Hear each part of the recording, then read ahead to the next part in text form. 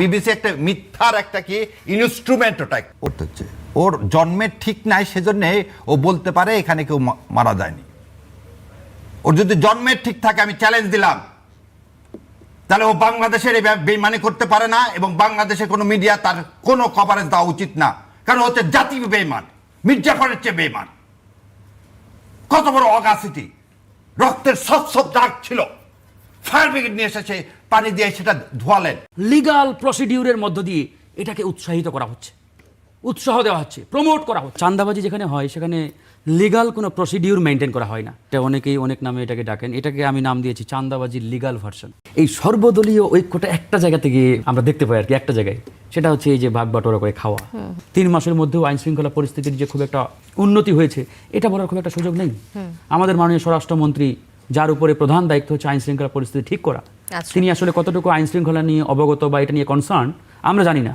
নানামুখী লিখতে ওনার সময়টা কোথায়, নানামুখী দায়িত্ব পালন করতে গিয়ে তিনি হয়তো ভুলেই যাচ্ছেন।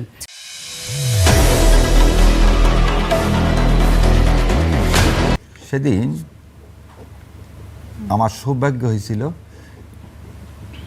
একটা ট্রাক পানি পাঠানোর, বলিনি কোন আজকে বলে দিলাম, এক ট্রাক পানি পাঠানোর সৌভাগ্য হয়েছিল। এবং সন্ধ্যার পর ওখানে ওই একটা লাশ আসলো, তারপর ওখানে আর আমি থাকতে পারলাম না। আজকে দেখেন, রয়ের এক দালাল, বিবিসির এক মুখটা খুব খারাপ ভাষায় আসে যে ওকে মানে রাগটা কন্ট্রোল করতে হচ্ছে। ওর জন্মের ঠিক নাই, সেজন্য ও বলতে পারে এখানে কেউ মারা যায়নি। ওর যদি জন্মের ঠিক থাকে, আমি চ্যালেঞ্জ দিলাম, তাহলে ও বাংলাদেশের এই বেইমানি করতে পারে না, এবং বাংলাদেশে কোনো মিডিয়া তার কোনো কভারেজ দেওয়া উচিত না, কারণ হচ্ছে জাতীয় বেইমান, মির্জাফরের চেয়ে বেইমান। কত বড় অগাসিটি, রক্তের সব দাগ ছিল, ফায়ার ব্রিগেড নিয়ে এসেছে, পানি দিয়ে সেটা ধোয়ালেন। আর কত বড় নির্মম! কি আর একজন দেখি, কি সাংবাদিক একজন, সারাদিন হট্টগোল, একটা লাশও পড়েনি। এই সাংবাদিকতার লাইসেন্সই থাকা উচিত না। এটা কে? পরেরটা কে? আগেরটা তো চিনলাম, সমকাল না কিছু কি আজিজ মাহবুব। গতকালকে বিরক্ত হয়ে আমি গতকালকে টক শো থেকে বের হয়ে চলে গেছি। আমি বলে দিলাম, গতকালকে ইন্টেনশনালি এত রুচিতে বাঁধলো যে লোকটা একটা এইভাবে মিথ্যাচার করতে পারে, দেশকে বিক্রি করে দিতে পারে যারা ইন্ডিয়ার কাছে, তাদের কাছে আর কি বসবো। সেদের মাহবুব আজিজের ওখান থেকে আমি সুন্দর মতো আধা ঘন্টা পর বের হয়ে গেলাম। কারণ এই যে মিথ্যাচার, ছোট ছোট অনাথ বাচ্চা, কাউমি মাদ্রাসার বাচ্চাগুলোকে আপনি এখন বলতেছেন জামাত শিবির না ভাই, সবার আগে বাংলাদেশ। আমার দেশের সন্তানগুলো তো আমার আপনার কারো না 13 সালের। তাহলে আমি কি এই যে আমি যে উত্তেজিত হয়ে বললাম কি জন্যে, যে ওই সন্তান তো কারো না কারো, এই 3 বাচ্চারাই তো কাউমিতে যায়, তাদের হয়তো ভোটার আইডি কার্ড ছিল না, শয়ে বাচ্চাকে মারছেন এবং ডাম্পিং করছেন কোথায় সেটাও আছে। আজকে একটা রাজ সাক্ষী আসছে। আর বিবিসির কত বড় মিথ্যাচার, বিবিসি একটা মিথ্যার একটা কি ইনস্ট্রুমেন্ট ওটা একটা, যে ইনস্ট্রুমেন্ট ইরাককে ধ্বংস করছে, সারা পৃথিবীর যেখানে মুসলমান পায় সেখানেই তারা ধ্বংস করে। এবং বিবিসির হেডটাকে দেশের মানুষের জানা উচিত। এটা হচ্ছে ভারতের দালাল, এরা যা শিখায় দেয় তাই এদেশে পালন করে। এবং কত বড় অগাসিটি, সে বলে একটা লোক মৃত্যুবরণ করে, এর ফাঁসি হওয়া উচিত। শেখ হাসিনার সাথে এই লোকটারও ফাঁসি হবে।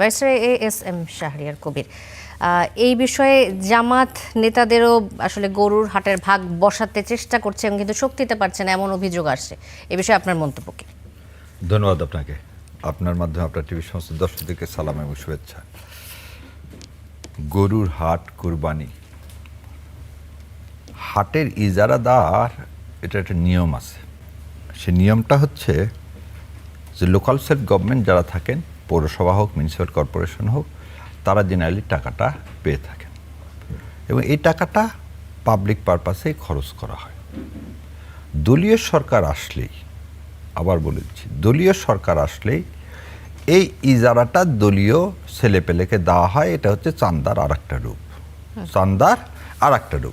এটা কোনো আমার চোখে এটাকে চাঁদা বলা যাবে না। এটা হচ্ছে বেকার যারা আছে, যুবক, এটা প্রথম 1978 সালে শহীদ রাষ্ট্রপতি জিয়াউর রহমান যখন যুবদল করলেন, তখন যুবদল করে উনি সারা দেশের হাটের ইজারাগুলোকে সব যুব দলের ছেলেপেলের হাতে দিয়ে দিয়েছিলেন।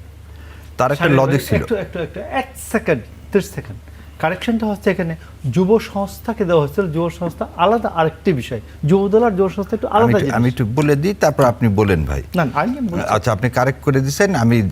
আমি আপনার ইতিহাস থেকে আর গেলাম না, কোথায় যুব সংস্থা করা হয়েছিল আর এগুলো না যায়। যুবদল যুব সংস্থা সিনোনিম। আচ্ছা, এখানে চলে আসি। যুবদলকে দেওয়া হয়েছিল, উদ্দেশ্যটা ছিল যুবকরা যেন কর্মসংস্থান ফিরে পায়, এবং এই কর্মসংস্থান তখন খুবই কম ছিল। সেই জন্য যুবকদেরকে সরাসরি এই যারা যুবদলের ছেলেপেলে ছিল তাদেরকে দেওয়া হচ্ছে, এবং এটা নিয়ে তখন বিতর্ক করার কোনো ছিল না। পরবর্তীতে রিপার্কেশন কি হলো, কাঁচা টাকা যখন ছেলেপেলের হাতে আসলো তখন দেখা গেল মাদক দ্রব্যের বন্যা বয়ে গেল সমাজের সর্বস্তরে। আজকে আপনাদের মাধ্যমে আর একটা জিনিস বলে দিই। মেঘনা নদী টোল, ওই যে ভালো ভাই বললেন না ইজিপি সিস্টেমে আপনি দরপত্র করবেন, তার আগে ওই এক্সিকিউটিভ ইঞ্জিনিয়ার জানে কে কত টাকায় দিছে। লাস্ট মোমেন্টে এক্সিকিউটিভ ইঞ্জিনিয়ার বলে দেয় তুমি এই কয় পয়সার উপরে দিয়ে দাও। ওই জন্য আনিসুল হকের ভাই, সাবেক আইনমন্ত্রী আনিসুল হকের ভাই সবগুলো বড় বড় ব্রিজের ইজারা পেয়ে গেছিল। আজকে আপনি যে কথা বলছেন জামাত বা বিএনপির, এটা করার কোনো সুযোগ নাই। প্রশাসন যাকে চাইবে তাকে দিবে, এবং প্রশাসনের সব জায়গায় দলীয়করণ করা হয়েছে। ভাই বলছে না যে এইগুলো করা হবে না, জুলাইয়ের এগুলো সব তুড়ি মেরে উড়িয়ে দিছে। তো সমস্ত জায়গাতে কি করা হবে, সমস্ত জায়গায় আপনার দলীয়করণ হচ্ছে। এখন এখানে আপনি জামাতের কথা বলছেন, আমি জানি না।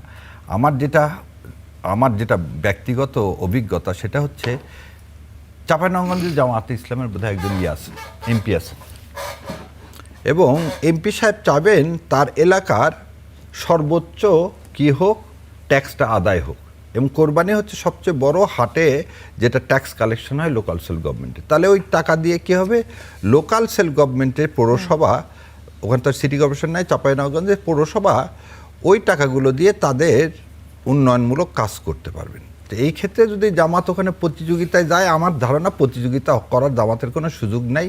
যদি প্রশাসন দয়া পরবশত হয়ে জামাতের কাউকে একটা হাত দেয়, শুকুর আলহামদুলিল্লাহ, না দিলেও কিছু করার নাই, যে আমি হাত যেভাবে দিয়ে বসে আছি এইভাবে হাত দিয়ে বসে থাকতে হবে।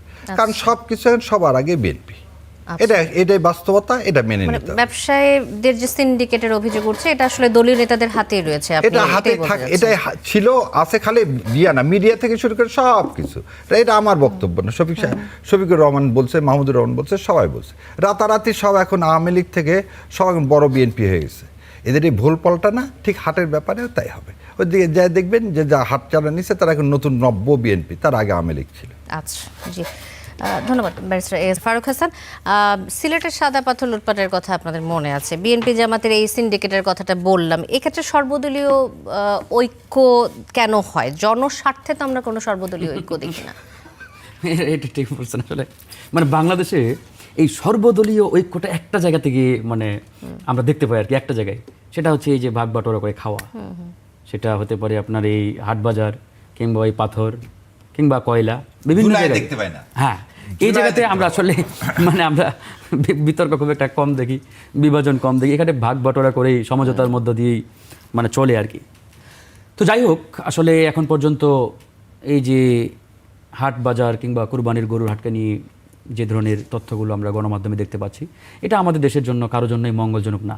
মানে এরকম একটা গণ অভ্যুত্থানের পরে এরকম অবস্থা যদি এখনো চলমান থাকে, চলতে থাকে, তাহলে তো পরিবর্তন আসবে না, পরিবর্তন হবে না। কারণ এগুলো তো দীর্ঘ 55 বছর আমরা দেখতে দেখতে অতিষ্ঠ হয়ে গেছি, বিরক্ত হয়ে গেছি। যেই যখনই কুরবানি কিংবা যখনই এরকম ঈদুল আজহার সময় আসে, তখনই শুধুমাত্র না, আজকে আমি একটা নিউজ দেখলাম, মানে একবার দাম বাড়ায় না, ওটা তো আছেই।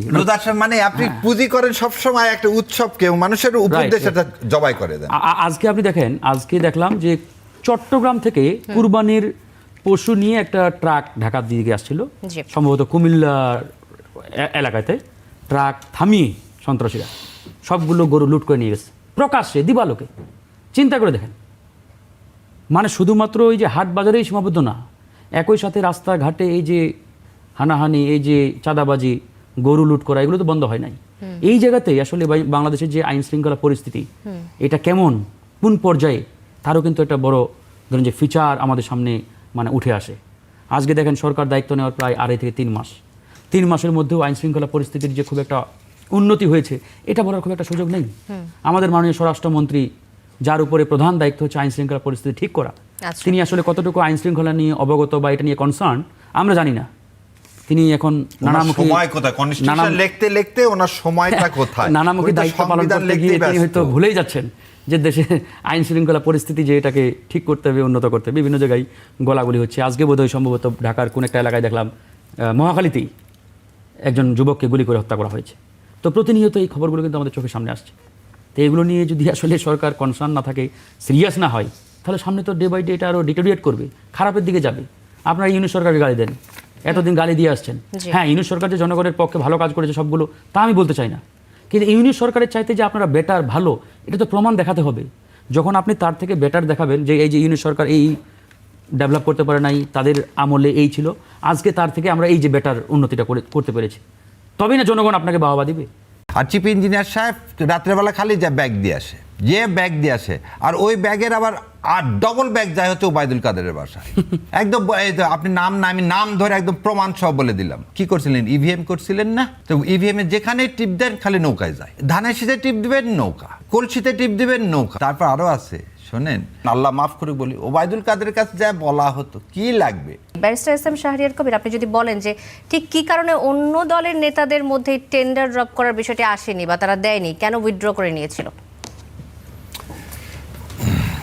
শোনেন, আমার প্র্যাকটিস জীবনে মনে হয় বাংলাদেশে এমন কোনো বড় কন্ট্রাক্টর নাই যার মামলা করিনি। ওই যে ভাই বললেন না যে এই সিস্টেমে খুলনা থেকেও দেওয়া যায়, ফোন আসে সকালবেলা যে আপনাকে 5% দিয়ে দেওয়া হবে, আপনি এখানে টেন্ডার ড্রপ আজকে করবেন না। আবার ফোন আসে যে আপনার বিরুদ্ধে 5টা মামলা দেওয়া হবে যদি আপনি টেন্ডার ড্রপ করছেন। এটা একদম বলে নাম ধরে আমি বলে দিতে পারি যারা। যেমন আপনাকে একটা জিনিস বলে দিই, জি বলে দেন, নাম ধরেই বলে দেন। সড়ক ও জনপথ বিভাগে 3টা মাত্র কোম্পানি 90% কাজ করত। সড়ক ও জনপথের বলা আছে কেউ কোনো কন্ট্রাক্টর 2000 কোটি টাকার বেশি কাজ করতে পারবে না। সেখানে একটা কোম্পানিকে আপনি দিয়ে দিলেন 17,500 কোটি টাকার কাজ। কিভাবে? এই যে ভাই যেটা বললেন ইজিপি, এবার বলে দিই, ইজিপি নিয়ে মামলা করে ইজিপি এই সিস্টেমটা ওয়ার্ল্ড ব্যাংক 750 কোটি টাকা দিয়ে ইন্ট্রোডিউস করছিল যাতে ফেয়ার টেন্ডার হয়। এখন আপনাকে বলে দিলাম, চ্যালেঞ্জ করে দিলাম, রানা বিল্ডার্স কিভাবে এই 17,500 কোটি টাকার কাজ কিভাবে আওয়ামী লীগের সময় করলো? জানেন কেন করলো? তার ভাই ছিল এক্সিকিউটিভ ইঞ্জিনিয়ার, না অ্যাডিশনাল চিফ ইঞ্জিনিয়ার। আর চিফ ইঞ্জিনিয়ার সাহেব রাত্রেবেলা খালি যা ব্যাগ দিয়ে আসে, যে ব্যাগ দিয়ে আসে, আর ওই ব্যাগের আবার আর ডবল ব্যাগ যায় হচ্ছে ওবায়দুল কাদেরের বাসায়। একদম এই তো আপনি আমি নাম ধরে একদম প্রমাণ সহ বলে দিলাম। আমি যাদের বলছি এখন পর্যন্ত মানহানির মামলা করতে পারিনি ইনশাল্লাহ, কারণ আমি তো ওগুলো আছে আমার কাছে। এখন এই কথাগুলো কেন বললাম যে ভাইয়ের শুনেন, শুভঙ্করের ফাঁকি কি করছিলেন? ইভিএম করছিলেন না? তো ইভিএম এ যেখানে টিপ দেন খালি নৌকায় যায়। ধানের শীতে টিপ দিবেন নৌকা, ওই কলসিতে টিপ দিবেন নৌকা, মানে যেখানেই টিপ দিবেন চলে যাবে কোথায়? নৌকায়। তারপর আরও আছে, শোনেন, ওখানে টেন্ডারের ক্যাটাগরি ঠিক করতে হয়। এই ক্যাটাগরি ঠিক করে কে জানেন? চিফ ইঞ্জিনিয়ার, এক্সিকিউটিভ ইঞ্জিনিয়ার আর ওই মন্ত্রীর সাথে। আবার এমপি সাহেব যা বলে যে শোনেন, আমার এই ক্যাটাগরি দেন, তাহলে ও ছাড়া আর কেউ টেন্ডার ড্রপ করতে পারবে না। এমন ক্যাটাগরি সিস্টেম করে দিলেন যে ওই বিএনপির ওই লোকটা ছাড়া আর কেউ এলিজিবলই হবে না। আগে ছিল কি 10 বছরের আপনার এতগুলো লাগবে ফাইন্যান্সিয়াল ইয়ার। দেখা গেল যে যারা কম্পিটিটর আছে তাদের কারোই 7,000 কোটি টাকার কাজ নেই। ও করে দিল কি, যার আছে তাকে দেওয়ার জন্য 7,000 কোটি টাকা বসায় দিল। একটা টেন্ডার বাংলাদেশের, একটা টেন্ডার আল্লাহর ওয়াস্তে ফ্রি ফেয়ার সাবমিট করার কোনো প্রসিডিওর নাই, কারণ এই পুরাটাই দেওয়া হয় হচ্ছে এক্সিকিউটিভ ইঞ্জিনিয়ার। সেজন্য আমি বলছিলাম যে অ্যান্টি করাপশন কমিশনের উচিত এই রাজনৈতিক দলগুলোর পিছনে না লেগে কাস্টমস আর এই এক্সিকিউটিভ ইঞ্জিনিয়ার বাংলাদেশ যতগুলো আছে সবগুলোর ফাইল চেক করা, কার কি সম্পদ আছে। আর রাজনৈতিক নেতাগুলোর সৎসাহস নেয়, কারণ ওদের কাছ থেকে টাকা খায়। সেজন্য কখনো বলতে পারে না যে এই লোকগুলোকে আগে প্রথমে ধরা উচিত।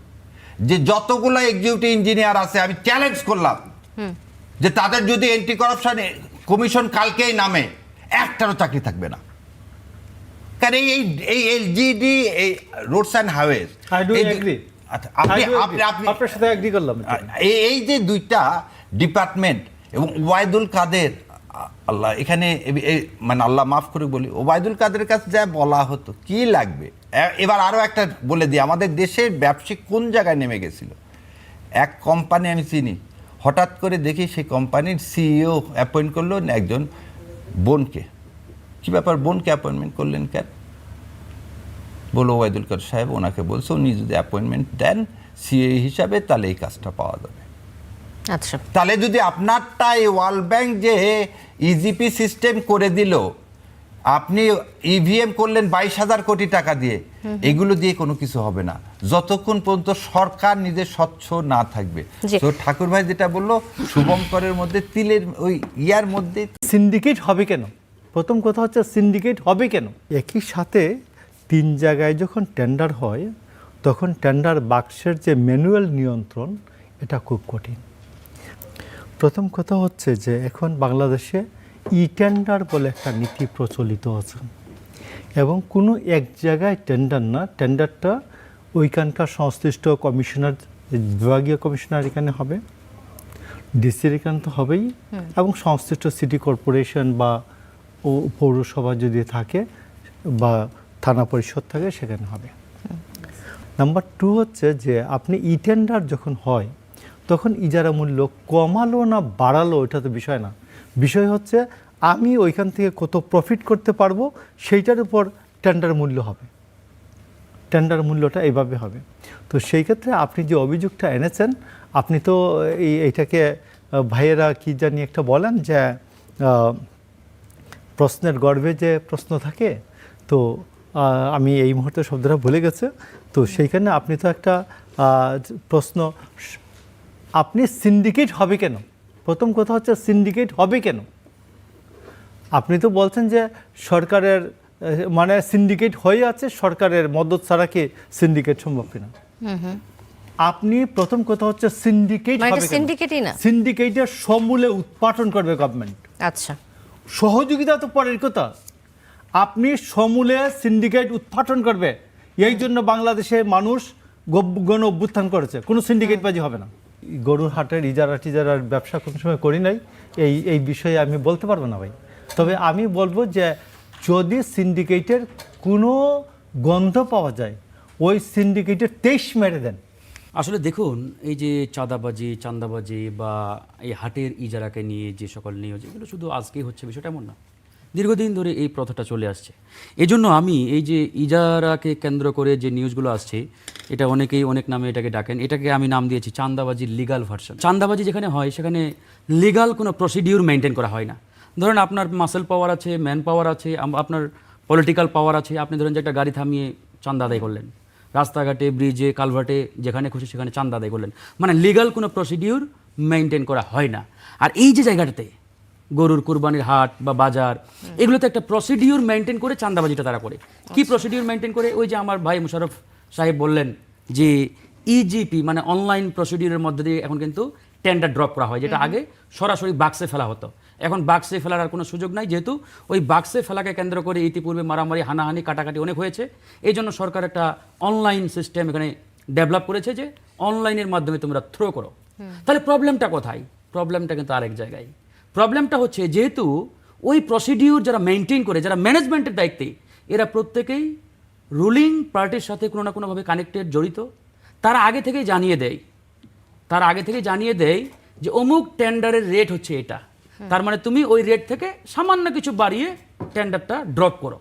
এবং একই সাথে যেহেতু এখন অনেকেই চাঁদাবাজি শব্দটাকে আসলে মানতে নারাজ, এটাকে অনেকেই সমঝোতা নাম দিয়েছে, কেউ আবার ভিন্ন নামেও ডাকার চেষ্টা করে, তো তারা আগে থেকে একটা সমঝোতার মধ্য দিয়ে তারা ম্যানেজ করে ফেলে যে 5 জন যেহেতু এখানে তোমরা আসছো টেন্ডার ড্রপ করার জন্য, 5 জন 5 জন দরকার নাই ভাই, একটাই আমরা ড্রপ করি, একটাই থাকুক, তোমরাও ভাগ বাটোয়ারা আমাদের কাছ থেকে পাবা। মানে সমঝোতার ভিত্তিতে টেন্ডার।